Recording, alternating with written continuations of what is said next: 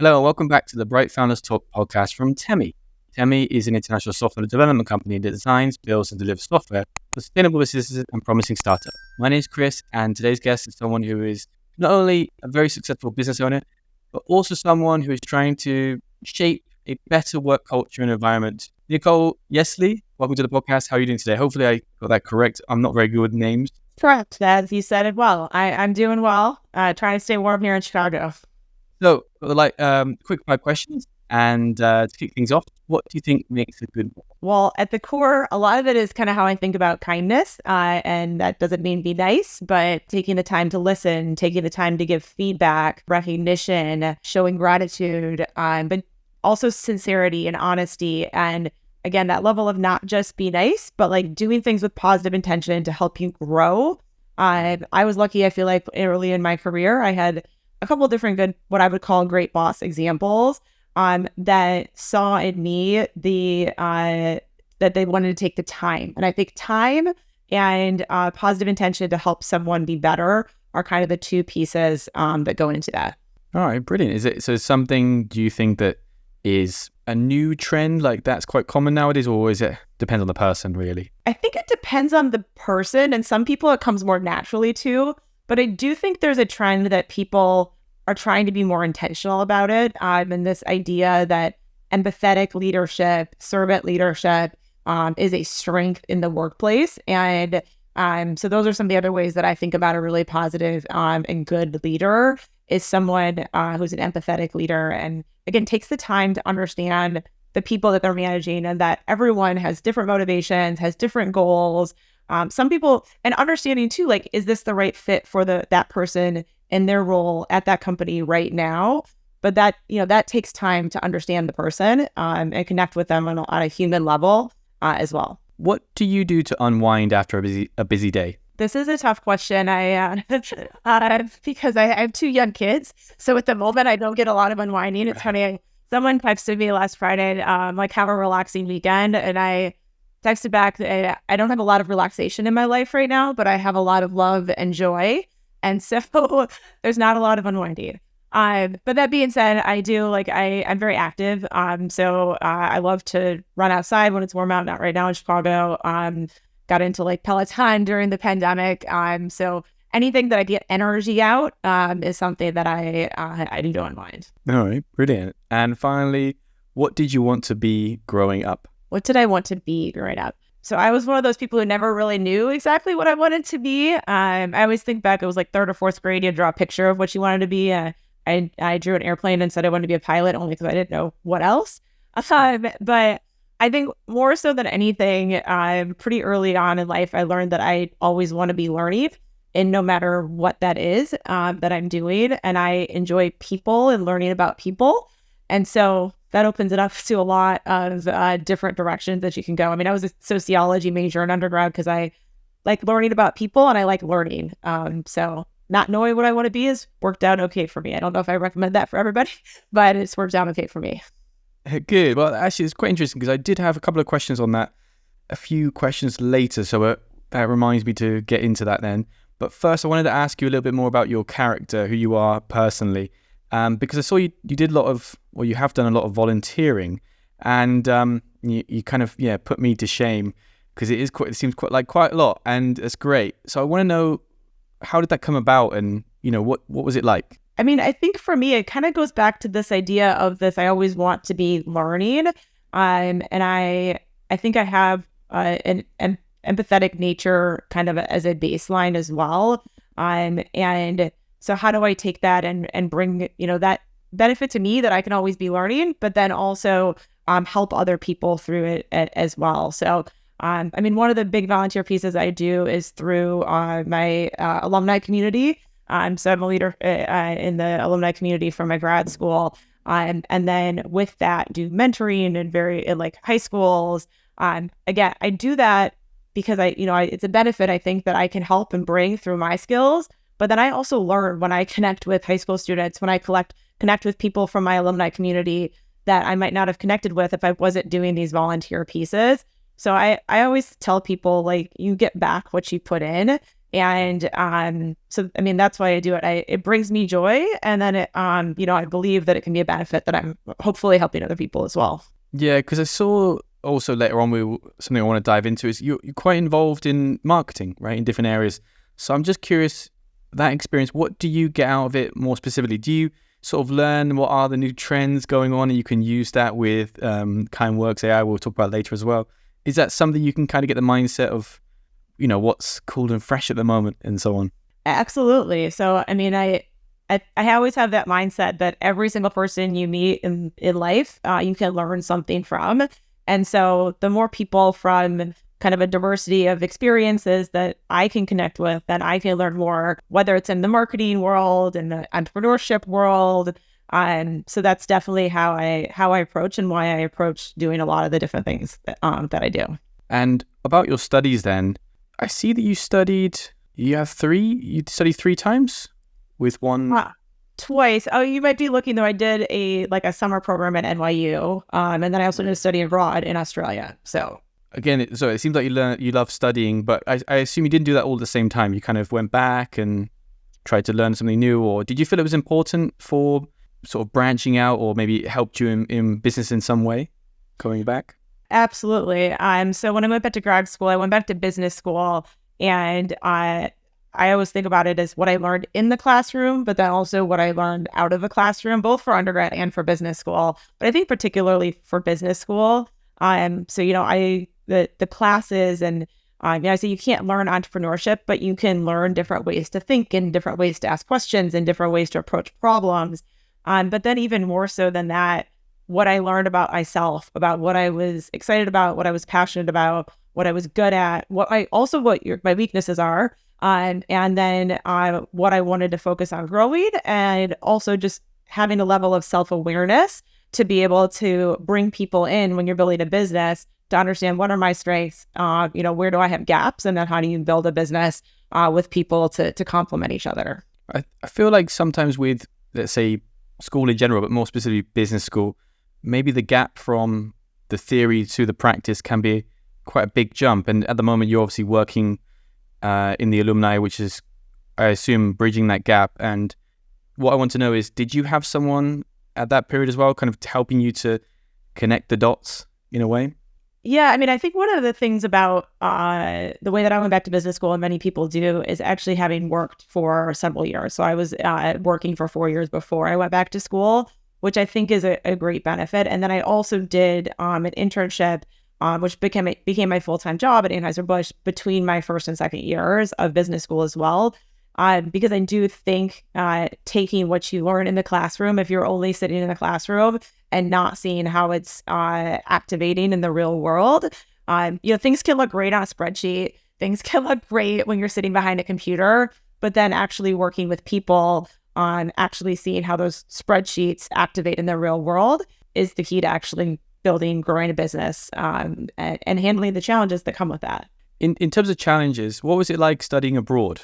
So that was a while ago. That was in my undergrad. And I think for me, that was something that was really about the people that I met more than anything. So I've been lucky, I think, to travel throughout my life, both in study abroad, but then just throughout my life in general. And I think getting to know people from other cultures and understanding, I lived in Australia, and it wasn't just the Australians, but it was people from all over, everyone who's coming together to study here. So understanding, people think differently. What someone might think is even polite for someone is different for someone else. So just getting to know people on a personal level who come from a lot of different cultural backgrounds, I think is very, very important to me.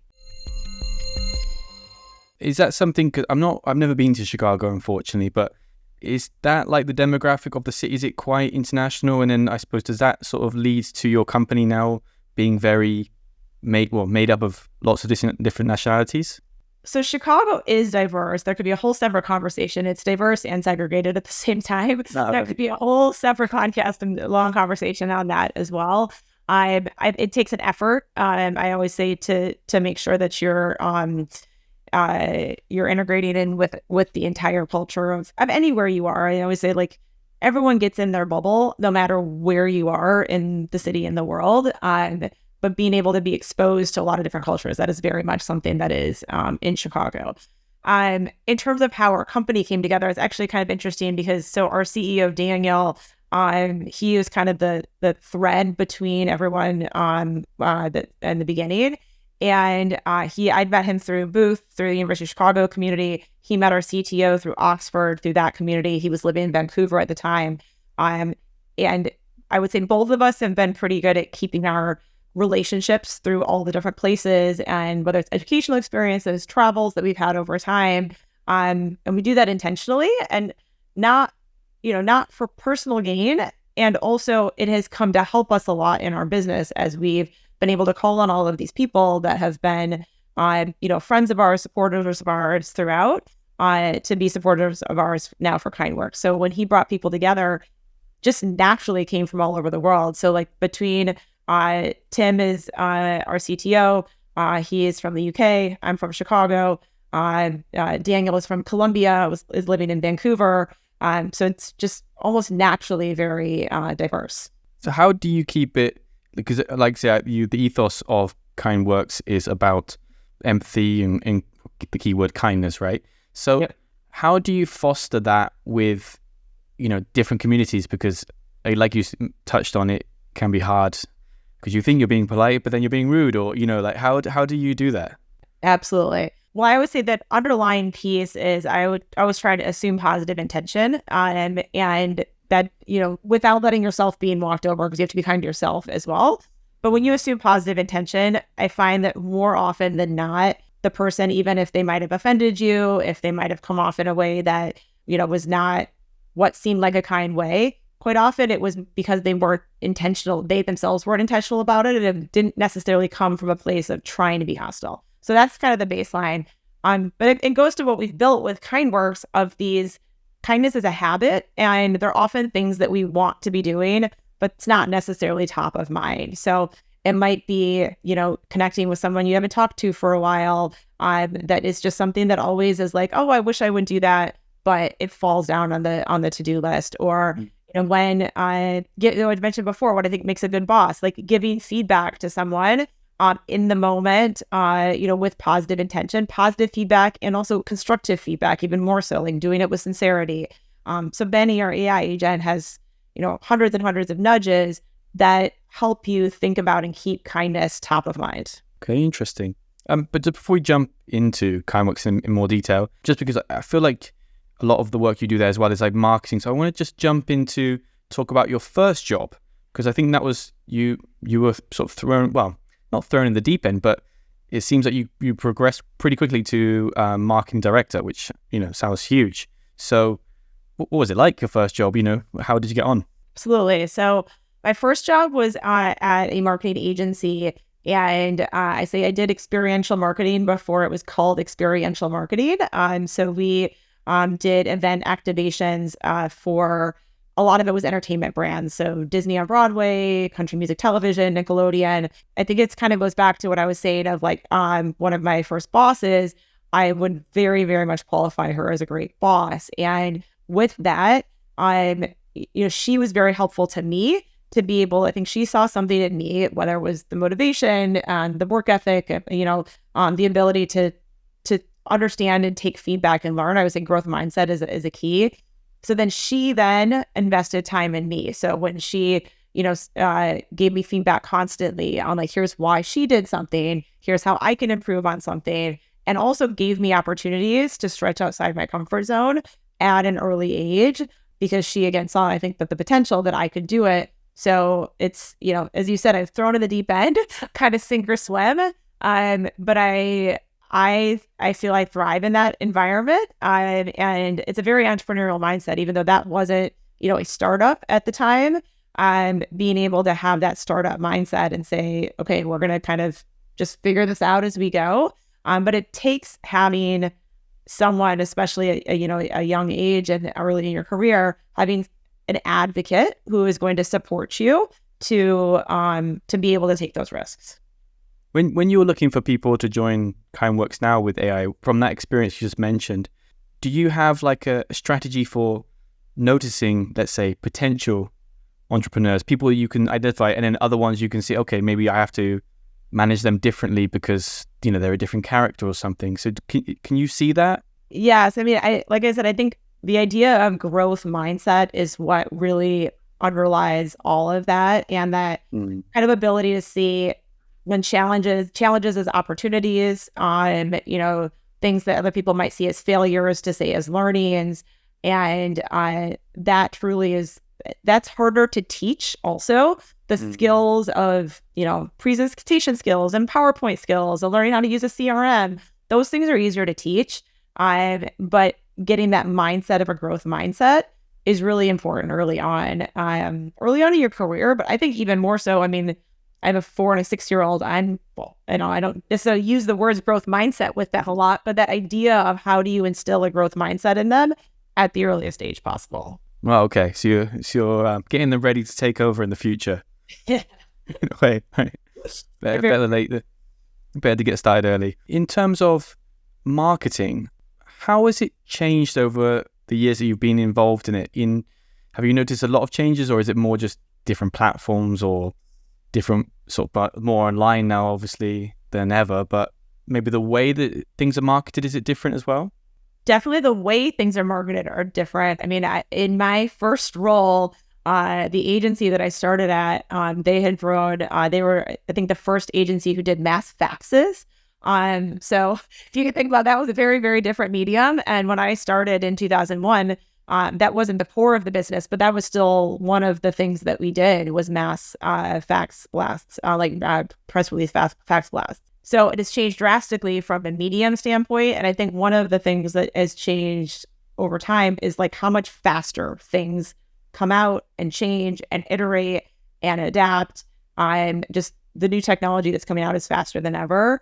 I think the mindset and the basic principles of marketing haven't changed. And, it's about connecting with people through storytelling. And it's just the mediums that you're doing that with. And the tools that you have to do it are different. I sat on a panel not that long ago on AI and marketing and how you use that. And, at least in the current state of AI, that's not going to be the strategy, but there's a lot of great tools that are out there to help you. Like once you have the strategy and the story and the inputs, it's, you're going to brief an AI to write an email for you. And again, it's not going to be perfect. So it's not, but there's the tools to help you, new tools every day. I think for the average person like myself, the average Joe, AI has become popular in 2023, right? It became, before that, no one knew what it was, but even though it's been around for years. But I think a lot of people see it as like the enemy against, mankind, or it's going to, make the work environment colder. So could you tell me a little bit about why I'm wrong in that sense? How could it actually do the opposite? Well, so a little bit on, so Daniel, our CEO, was actually the president of the Oxford AI Society, I want to say back in 2016, 2017. And that was part of the reason for founding KindWorks.AI. So he had an experience where he did a kindness in that moment. He's like, I felt the power of kindness, and then did all the research on kindness. And then how do you take the power of kindness, the scientifically proven power, with the power of AI? So, seeing all these use cases of AI coming across his desk as the president of the Oxford AI Society that aren't necessarily helping society. But if we can use the power of AI to power humanity, that is a really, really strong tool. So how do you enable people? Again, kindness is just one of, the platform that we've built, but there are other ways to do that, to enable humanity and using technology to help people connect with each other. Someone said, I was watching something on Jamie Lee Curtis. I don't know if you know, like she has this whole thing behind Hype Woman. Anyway, she was talking about social media being this use case. She's like, the only reason I see social media being powerful is because it gives us a way to support each other. So like that is obviously not the only use case of social media today, but how do we take some of these technologies and find that positive? Because there are so many, like social media that's just like social media, AI has the power to support people. It also has the power to not support people and to hurt people as well. So it's how we use it. So the AI in KindWorks is called Benji, or Benny, sorry. Benny. You're not the first person to say that though, Benny. how does Benny help then? What kind of, if I were a company, how would you recommend it to me? What would it do for me? Yeah. So if you think about kindness as like a muscle, and Benny is your kind of gym buddy, your coach to help you practice kindness. And again, it's something a lot of times people want to be doing these things and, connect with a colleague who you think you don't have much in common or you don't know well and find something you have in common. Or, check in with your direct report to see how their workload's going and if they need help rebalancing. Things like that like might be in your mind somewhere, but you're not doing it on a daily basis. Then it's all gamified. So Benny connects through Slack, WhatsApp, Microsoft Teams, and so places people already are talking with each other, and gives an exercise, can connect you directly with a colleague in the office. Or there's also kindness to self. So, take a 5-minute break and walk around the block before your next meeting type thing. And it's all gamified. So you can hit complete. There's badges and there's streaks, recognition boards. There's ways to connect with colleagues and share shout outs. So this idea that it's a muscle that you work on a regular basis to make it part of the cultural thread and cultural foundation of the organization when everyone's practicing kindness together. Yeah, it sounds really cool. It reminds me of a company I used to work for where there were 3 floors, and one floor was all Spanish colleagues, everyone was Spanish speakers. And then the 3rd floor was kind of like an international English-speaking floor. I could feel that everyone wants to talk to each other, but you kind of only had like passing moments in the kitchen. Like language barrier was one thing, but also just that timidness. I don't know, I don't know these people, where they're from, and that kind of thing. So it could have been really effective in that kind of company. So I'm curious, what other companies do you think Benny or KindWorks would be great for? What have you seen to be great for? Tech companies or anything in particular? Absolutely. Well, started with consulting. So places, where people are working a lot, there's a high level of stress, and also people are the business.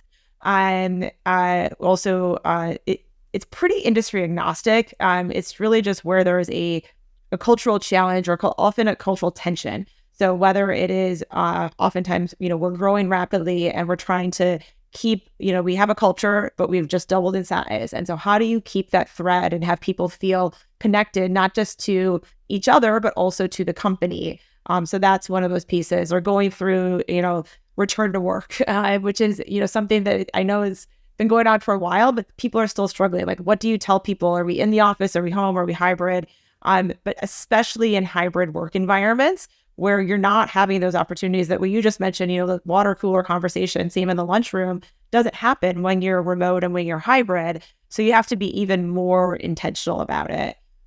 So really anywhere where there's, I would say change, which is constant at this point in time, and looking to maintain and grow this cultural foundation and cultural thread. Because when people are connected to each other, when people feel purposeful in their role and in the company, they're more motivated, and then they're more productive, and they're more likely to stay longer. So it saves them money in long term, among other things. In terms of going to some negatives, for example, have there been any hurdles that you had to overcome, and how did you do that? Oh my gosh, so many hurdles. So where do I start? Yes. I think one of the things is it's easy. So a lot of people get excited about what we do, but it might not be the right time for the company, so we have a lot of conversations. I would say as an early stage startup, qualifying customers, but also disqualifying customers is one of the most important things. So you're not, I don't want to say wasting your time, because I like talking to people about KindWorks and all of that, but where are you going to put your effort in to, chase down new business opportunities and really understanding, are you talking to the right person? Do they have a challenge, and are they actively trying to solve that challenge?